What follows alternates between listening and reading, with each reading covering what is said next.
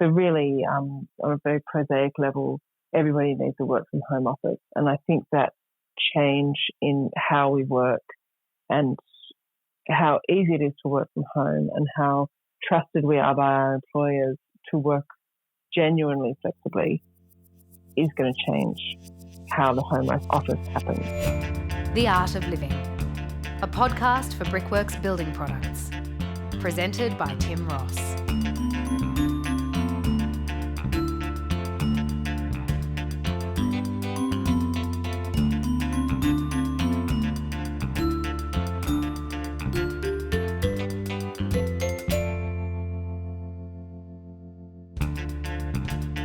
Australia is currently going through a design boom when it comes to residential architecture. In this new podcast series, I talk to some of the country's best architects to find out how our views on what and where we build has changed. What do we need and want from our houses today? And ultimately, I ask the question, what makes a house a home? Hannah Tribe, good to talk to you. Thank you so much for joining me on the podcast. Thanks for having me, Tim. Great to be here. G'day and welcome to The Art of Living, and I know you're going to love this conversation with Sydney architect Hannah Tribe. Since 2003, she's been at the helm of Tribe's studio, picking up a swag of awards along the way, also gaining some very satisfied clients and definitely leaving her mark with her beautiful take on domestic architecture. She's a deep thinker, and as you're about to hear, she has a razor-sharp perspective on the current state of Australian design. To start this conversation off, I asked her whether we're going through as much a design boom as a building boom, or is it both? I think it's both. There's a huge building renovation boom and new building boom going on. And then, as with anything, there's a lot happening in the middle of the bell curve. There's a lot of crap happening at the tail end. And then there's some really extraordinary design work happening at the leading end. Why is that happening? Are they expecting more? Or is it a moment in time? It's such a strange moment in time. And look, I don't really understand why it's going on. I think we've all spent a lot of time at home. So we're thinking about home more. I think people aren't investing in giant holidays at the moment. So they can invest in ironing out some of the frustrations in their existing houses. I think it's a time where we haven't been able to plan. I know a lot of people are made happy by planning holidays and planning the future and so on. And I think it's really very potent symbolically and psychologically to think about what your home might be and to dream about a better home. That's often the dream of a better life and a happier family and, you know, when the house is done then. So I think there's really potent imagery in it that's kind of quite healing in a time of unknowing. So we've got the kind of uncertainty of the moment and the boredom. Do our lives suddenly become better when the house is done? No, of course not. It's ridiculous. But that's like, you know, does your house suddenly become better when you get the shoes or the flash watch? No, the house isn't the answer. There's certainly a lot to be said for having a lovely house, and it's an enormous privilege to commission an architect-designed house and have a lot of your needs met. But I think we all know that that's where happiness, not where happiness comes from. When people are talking to you about what they want at the moment, has that changed in the last 18 months, the needs of today's Australian home?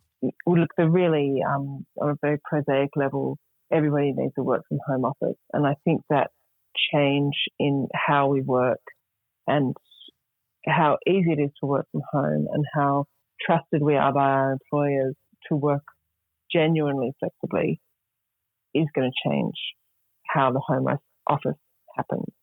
So, you know, for the last 10 years, we've just been, you know, you put in a filing cabinet and everyone has their laptops on the table. Like the home office has kind of died, but it's back now. I don't think it's back permanently. So that's really changed. No, I do. I think we'll have home offices. I think there was a moment there where everyone thought they needed a home cinema and a home gym and, you know, this really kind of grandiose 1980s, bigger, better, let's move all the community function into the house. There was a little blip where we were seeing that in our client brief, but then that's dropped off again because I think people are reflecting upon what they miss in community life and public life. Yeah. And just how important all the parks and things have become. So just, clapping eyes on another human. So I think I hope we'll get to some maturity on that and stop trying to put all the public function in the private domain in our houses. This idea of a home office, there's the old blueprint for it. Do we really know what the new blueprint for it is? What is it? So I think there's a kind of physiological element to it. I think the kit's changing so quickly. So, in the last lockdown, we brought this big printer home. But this time around, nobody's using printers. We're just using iPads and airdropping. So suddenly you don't need all this equipment. We don't have the same physical needs. You don't need filing the way you used to, so that can make the space smaller. So it's really a place where you can have some acoustic privacy and relax your eyes.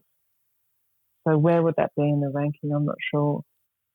And it depends on how you value your job and whether you need it to, how it needs to look like something else. And how many working people are in a house. House, yeah. Are they shared or...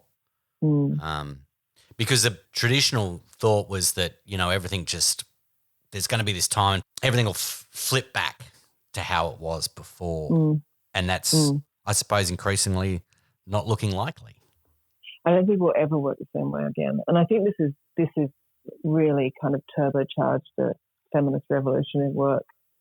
So I think Annabelle Crabb's writing about this is very interesting about the flexible work practices for parents in particular. And architecture is very interesting because you see very equal gender splits of parenting. So it's not just a feminist revolution; it's more of a parenting revolution in the workforce. But that you can work weird hours and also bring up your kids, and this having a flexibility of where you work makes all of that possible. Whereas, clocking in and clocking off like you're some kind of factory worker in the Industrial Revolution, that model of work should never come back. We all know people who will say, "Oh, my boss is really old-fashioned. He wants to know that I'm doing this at this time and this time." And whereas anyone who's got flake will know that as long as the job's done, you don't actually care, And in my times in a traditional office, I spent a lot of time walking the floor talking to people. A lot. Yeah, water cooler chitty chat. That's what we're all missing. And I never really realised that how much work people really had to do and why and I'd go and just stand by them, while they're on their computer. And that 20 minutes that I would steal from people, that was an extra 20 minutes that they'd have to stay back late because old Rosso wanted to have a chat because he was killing time before he went on air. Have you written them all apology notes? It sounds like you're suffering some remorse there. I do. And I was like, oh my God, why did I do this to people? And they felt compelled to. They couldn't tell me to get stuffed because then I'm like, oh. I think there's no one more efficient than someone with young kids who has this biological need to exit the building. They will get what they need to get done, and they'll change the goalposts to suit them. So they'll be efficient about what the deliverable is and how to do it. And I think it's this new world of working means that people will be able to work flexibly through different stages of their personal lives, and I think that's terrific. I mean, we've got staff from all over the world, and when this is all over, they'll be able to go and work from, Spain or Brazil from 6 months and dial it in because we all know how to do it now. Yes. It's pretty exciting for young people. It's pretty exciting. That you might be able to move without really, saying goodbye to your job for a period of time. So we know that things have changed, obviously, and then people are far more interested in how the house is going to operate. Is it extending to the way that people are thinking about their homes in the long term in terms of how they'll be in the house when their kids are older or they're older, or how the house can transform over time? I'm not seeing kind of brief change specifically out of COVID. I think we're all... The way I'm thinking, I'm seeing a really radical shift in work more than home, and a deformalisation of work and work relationships. Like we've all seen each other's kids and cats and washing in the background, and there's no formality left to work. And that feels like a big change.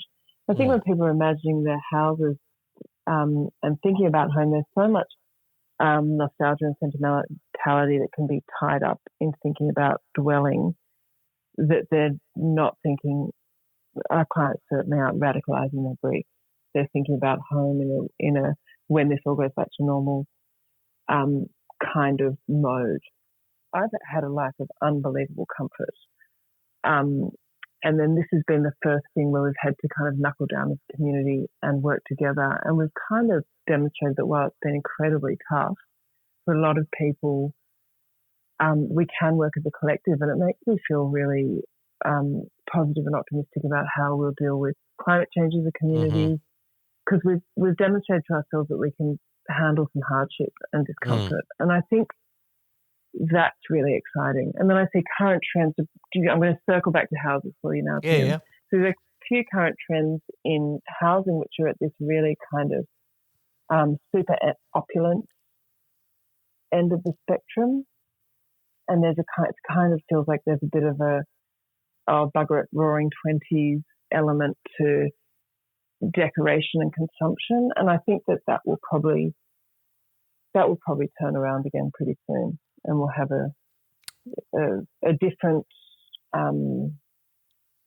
less individualistic ethos in the expression of the work. So that why most people would say that this sort of glitzy interior design led boom that's going on would put that down to Instagram rather than being a moment in time. We can't go out and do the Charleston, so we'll, buy a lot of marble.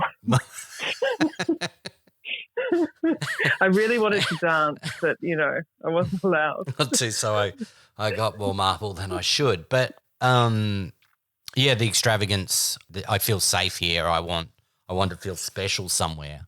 I'll dial things up. Yeah, that's really interesting because, most people would think that it's just that there's an embarrassment of choices that can be made. You can look at every house in the world in 2 seconds. It's not grabbing a bunch of books and saying, oh, I like that. So that's part of people's choices, I suppose. They look at things and go, I want this, I want that. But what's deeper is really interesting. What you're saying is there that longing for a special place that I can't go and do all the things that I want. So I'm turning my house into a 1920s speakeasy. Yeah, and extravagance and internalization and expression of self. There's a lot going on there that's quite fashion related, I think, in this interior design boom. But I'm expressing myself through the things that I buy, and I suppose homes have become more public through Zoom and work, but they've also become more public through Instagram. That they're not cocoons where we hide anymore, or places of privacy. They're very, very public, and they're backdrops to people's personal branding, and they can be this quite other thing, and that's a really interesting trend. Yeah, I mean, I've been into lots of people's houses that I've seen inside via photos before I've been inside them. And you sort of think you know them, but then you get there and you go, oh, this is how it works. I never really understood. Couldn't quite get a grasp with how this house comes together. Oh, that's where that is. And you see the photogenic bits that often aren't the most beautiful bits. No, and some of them often present a bit like cowboy movie sets. I feel like that about restaurant and retail design. Is that a terrible thing to say? Yeah, they are. They're totally. I mean, they are. It's like Disneyland. And it's the set design for your Instagram. Yeah. So you design a suite of restaurants that allow your patrons to look like they're having this like wildly interesting international life in all these amazing backdrops. But it is, cowboy and western, that facade thing. The facade propped up on a couple of studs. And I think sometimes especially it's just an extension of what happens with, a better version of what happens in shopping centres, isn't it? I also think there's really an amazing amount of intelligent and clever and aesthetically gifted retail and hospitality design going on. I think we've got a taste for good design. It's just that there's so much of it that it can feel like a strange prestige, and also that it changes so quickly. So you wind up feeling homesick for somewhere that you are, but it's changed so radically and so quickly that it's disconcerting and uncanny. This is The Art of Living. For more fresh and inspiring architectural content, head to the Brickworks website.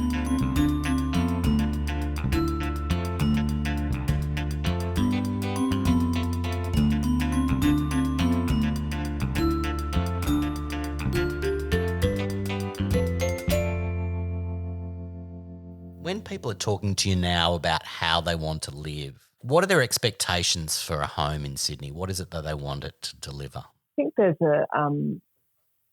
people want to have their friends over. So we're seeing a lot of really dreaming about what it would be like to have noise and activity and Charleston inside again, singing and dancing on the inside. So there's a kind of yearning embedded in how we're talking about what houses would deliver. But then I think there's a real sense of coming together as families. So a lot of our clients are families with children, all different ages of children, and the lockdowns that we've had in Sydney especially, and I'm sure the same in Melbourne where they had the super long period of not leaving the house. But a lot of families came together really closely, and while they believed in family dinner, the reality of it, rushing home from work and school and sport and whatever, was that it didn't always happen. But that family dinner institution seems to have come back for a lot of our clients, which is really nice. I think I've been just really geeking out and I've listened to an 8-part podcast on Le Corbusier's work, and there was this one about how his idea of the domestic is really this monastic sense, and he went to a monastery in Greece. It's a whole peninsula called Athos, where there are no women. There aren't even female animals, and the monks live this very pared back life with a cell and a single bowl and a couple of fresh tomatoes. And his idea of dwelling was always pared back to that, base level of a room, a couple of tomatoes, and the basics of life. And that's affected 100 years of residential aesthetics in architecture, that ethos. But thinking about that now and the reality of what dwelling is in family life, that vision really cuts out the women and the kids. and I think it needs a bit of a review, that aesthetic vision of what dwelling is. Yeah, we do need more than a couple of tomatoes. Yeah, and no female animals. Only the billy goat. What an inspiration. I don't know how they made cheese. Yeah, it was all horsehair shirts and self-flagellation. Are people happy to have less these days, do you think? I think, look, some people are, or I think a lot of people are happy with less but better. Yeah. And we're seeing how people eat. I think that the huge growth in veganism is really interesting for me. That was, vegans were treated with such distrust when I was young, and now it's this really, everybody knows tons of vegans in their 20s, and this idea of less but more ethical, or less but better. And then everybody's reducing their meat. Everybody I know has reduced their meat consumption and having better quality meat, and less of it if they're still meat eaters or become vegetarians. And I think that's definitely happening we're seeing that with clients, that they are happy to be smaller and better quality. With Sydney, it's an expensive city to live. It's an expensive city to buy property. It's an expensive city to build, certainly to renovate as well. Is there a design-led solution for housing affordability? Look, I think designers can help. But ultimately, we've got a massive tax problem that designers can't help with. So while we continue to have no capital gains tax on primary places of residence, we'll have people investing in primary places of residence and making them bigger and bigger and bigger because it's a tax-free investment. And you've got all these empty nesters living in these vast mansions, spending their super on increasing their vast mansions because that's capital gains tax-free. But they're incentivized to live too big for themselves. And it's a terrible problem. But I don't know how you can't turn it around because no, you can't. It's impossible. We're all hocked up to the hilt now. So if you change that tax law, you've got generations of people whose only investment strategy is broken.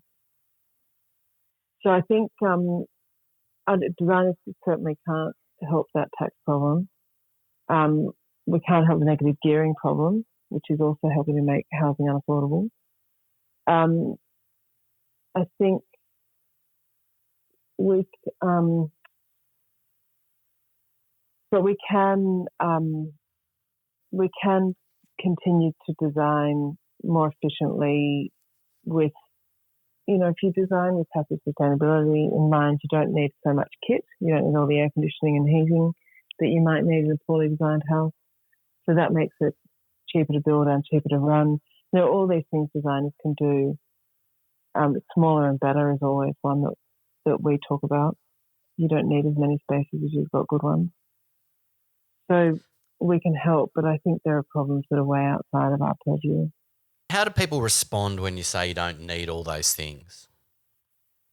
Some people say, yes, I do. Or, but Betty's got them.